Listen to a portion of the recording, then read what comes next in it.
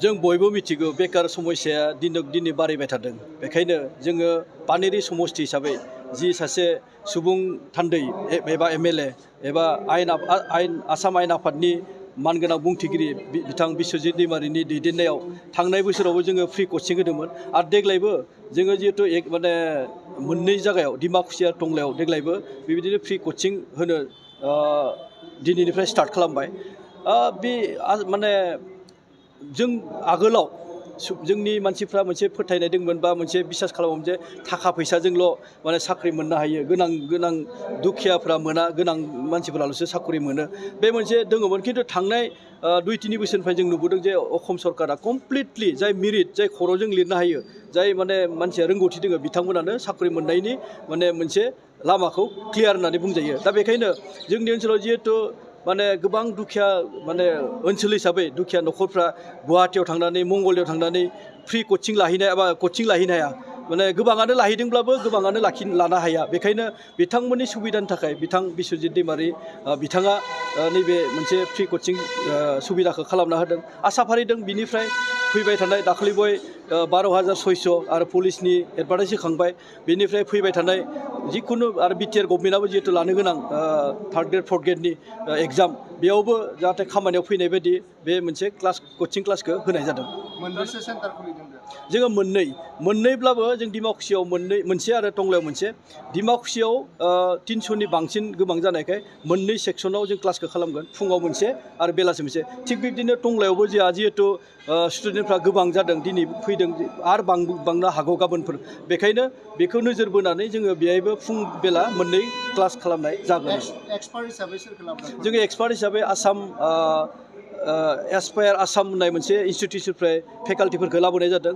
थांनाय बोसोराव जोङो एसकेबिलेटर होननाय लाबोदोंमोन, देग्लाय आसाम एसपायारनिफ्राय लाबोदों। बिथांमोननिफ्राय 7 जन रोंगौथि फैदों, फोरोंगुरु फैदों। दा बिथांमोना बहुत एक्सपार्ट हिसाबै जों आसा फारिदों जोंनि स्टुडेन्टफ्रा जुदि मोजाङै गोसो होनानै लायोब्ला निस्सय बिथांमोननि जिउ दानायाव खामानियाव फैगोन। जबनि थाखाय दा बिनि आवगायाव बिदि कचिं मोनालाबासिनो मानसिफ्रा होयोमोन। बे समाव बहुतआनो जेसेबांखिनि आसा खालामो बिसोरो जबखौ मोनामोन। दा बेखौ नुनानै बिथां जोंना बिस्वजित दैमारि सारा एमएलए आरो जोंनि स्पिकार आसाम लेजिस्लेटिभ एसेमब्लिनि बिथांनि इनिसियेटिभजों एसपायार आसाम लोगो नांनानै फ्रि कचिं बे होदों। दा बे फ्रि कचिं होनाया जोबोद मोजां, रेसपन्सखौ नुनानै बेखौनो नुयो। फ्राय 400 जन मानसि फ्रि कचिं लानो बाव फैदों। दा बेहाय मानसिफ्राथ' लुगैयो, जब मोनजानो लुगैयो, खिन्थु जबनि थाखाय माबोरै प्रिपेयार खालामनांगौ बे बुस्थुखौ मोजाङै मोनथिया। दा बे मोनथियैनि थाखाय होबाबो बिसोरो जबखौ मोननो थाङा, मोनाबा बिसोरो बेखार जानानै गाज्रि लामायाव थाङो। ओंखायनो बेखौ मोनसे मोजां इनिसियेटिभ थांनाय बारावबो बिदि होदोंमोननो। बिदि होनायाव मोननायनि पार्सेन्टेजआ एसे बांसिन जादों। आं दा बेहाय बुंनायनि पइन्टआव बेखौनो आं बेहाय ट्रेनिंनि बे इन'ग्रेसनाव बेखौ बुंदों जे जबनि थाखाय प्रिपेयार खालामनानै जब मोनखांनानैबो माब्रै कन्ट्रिबिउसन होनो हागोन ससाइटियाव, मोनखांनानै माब्रै आरो गोजौआव जांख्लाजों गाखोलांनो हागोन, बिनि सायाव एसे मानसिफोरखौबो बुंबाय। दा बिनि सायाव बुङोबा जोंनि व्यक्तित्वनि खोथा फैयो, पार्सनालिटि डेभेलपमेन्टनि। आं पार्सनालिटि डेभेलपमेन्टनि सायाव बुंनो साबसिन मोनो। बिभिन्न कलेजावबो थाङो, इउनिभारसिटिसफ्रावबो थाङो। दा मानसिफ्रा व्यक्तित्वखौ डेभेलप खालामनांगौ। व्यक्तित्वआ मोजां जाबानो साख्रिनि मोननाया इजि जाहैयो। दा बेहाय कचिंआथ' मोनखागोन।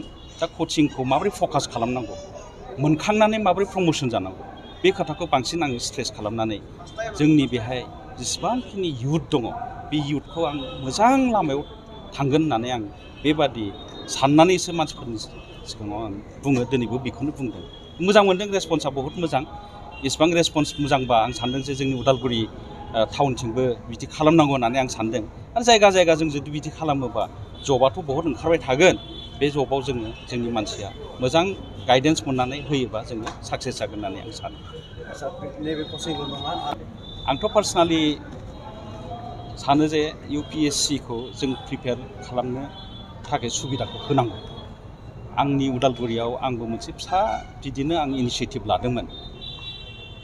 दा बे इनिसियेटिभआव मानसिफ्रा बहुद उत्साह। बेखौ गभर्नमेन्टनिफ्रायबो सापर्ट मोननांगौ, बिजनेसमेनफोरनिफ्रायबो सापर्ट मोननांगौ, वेल विशारफोरनिफ्रायबो सापर्ट मोननांगौ।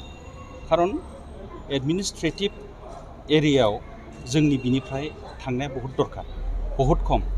जेनेबा IAS अफिसार्स होनोबा बांसिनानो आसामनि बायह्रानि बिहार होन, साउथ इन्डिया होन, बिसोरो बहुद मोजां प्रिपेयार खालामो, सुबिदाबो मोनो। दा लासैनो जोंनि एरियायावबो UPSC, APSC-नि थाखाय कचिं सेन्टार गुवाहाटियाव जादों। लासै लासैनो बेबादि ब्रान्स जानानै फैदों। बेहाय गभर्नमेन्टआ मोजां सापर्ट होनांगौ आं सानो, वेल विशारफ्रा मोजां सापर्ट होनांगौ आरो स्टुडेन्टफोरखौ एवेयारनेसबो क्रिएट खालामनांगौ।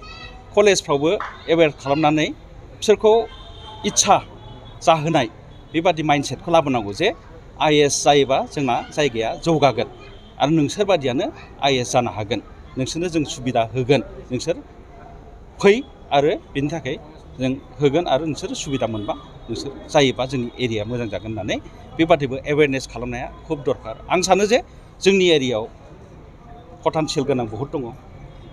आसामनि बिथोरावनो जेनेबा हायार सेकेन्डारि एग्जामानो होन बा मेट्रिकनि एग्जामानो होन, फ्राय स्टेन्ड खालामनाय मानसिबो ओंखारबाय, पजिसन लाबोनाय टप 20आव नामबो फैबाय।